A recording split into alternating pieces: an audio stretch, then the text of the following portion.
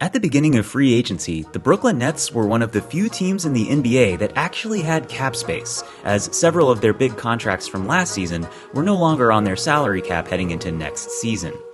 So they got started utilizing that cap space by trading Cameron Johnson to the Denver Nuggets for Michael Porter Jr. and an unprotected 2032 first-round pick.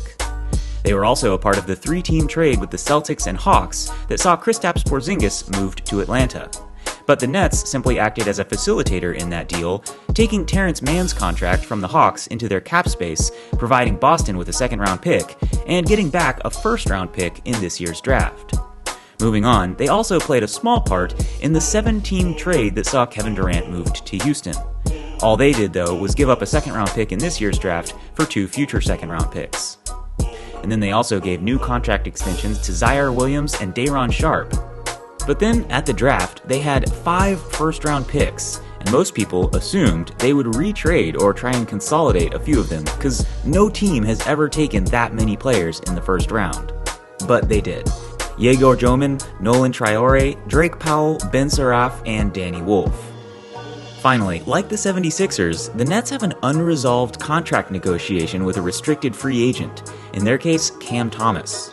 By all reports, he and the Nets are still miles apart in their contract expectations, as Thomas sees himself in the neighborhood of Jalen Green, Emmanuel Quickley, and Tyler Hero, all of whom make over $30 million per year.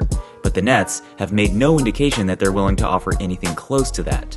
As a result, he's reportedly the restricted free agent that's most likely to actually take the qualifying offer.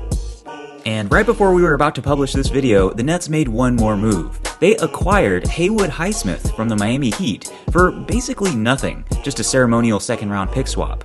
This allows the Heat to duck under the luxury tax and provides the Nets with a versatile player who could potentially be traded again down the road. So anyways, assuming Cam Thomas doesn't get some massive contract, Brooklyn, heading into next season, will most likely remain the only team in the league that's actually under the salary cap.